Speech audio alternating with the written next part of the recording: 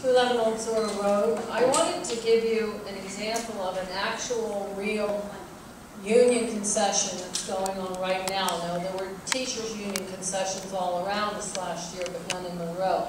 Everyone in this room is the state of Connecticut taxpayers, so this concession actually is designed to help you, and it's designed to help our state, which is in a severe state of bankruptcy and projected to be for many years ahead.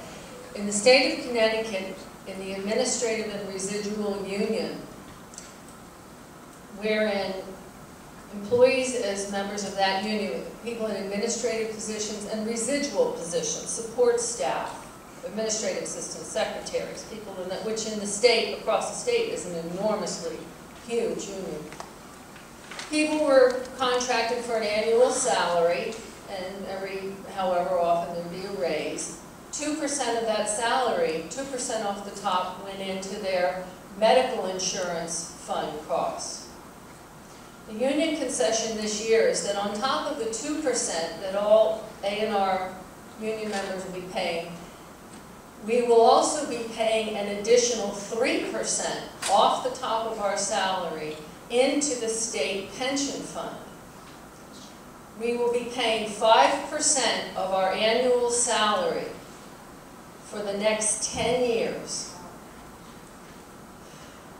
Members of the A&R union for the state of Connecticut will be paying 5% of their annual salary straight off the top into the pension and medical insurance funds for the state, in addition to their state income taxes that we also pay. In addition to giving 5% of our annual salary back to the state for 10 years, we're also giving up 8 furlough days. That means 8 days with no pay. Over 4 last year and 4 this year. So my annual salary minus 5% minus a week and a half of my salary. That's my personal contribution to the bankrupt state of the state of Connecticut. That's an example of a union concession. That's how strong and significant a union concession can be. Now you multiply that over, say for example, the entirety of the Monroe Teachers Union, and you've got some serious money coming back. So I'd like you to just hold this as a very real example that's happening right now of a union concession and how far unions can really go to help a horrific economic situation when the union really wants to step up to the plate and do that.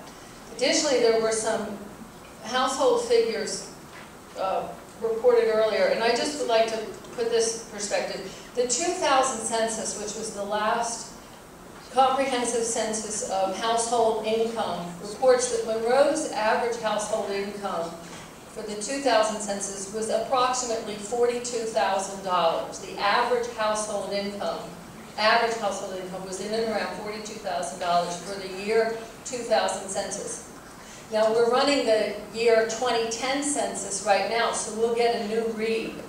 But in the 10 years between 2000 and 2010, we've experienced the single worst economy in the history of the United States since the Great Depression.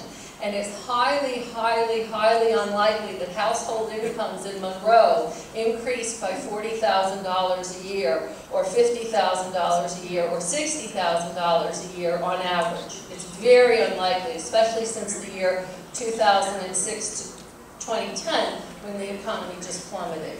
So please keep that in mind. We hear this average household income of $100,000 bandied about like it's fact, and it's not fact. When the 2010 census comes out, we'll have a much better read on fact. And it's not the function of government to place undue hardship on its citizens. Period. When you tax and tax and tax and tax people, and you wish their household income were higher than it really is in fact, that's undue hardship. So please just keep this union concession example in mind as to what could be a real possibility and the actual true reported average household income in Monroe, and you'll have a basis on what your people can really pay without hurting them. Thank you.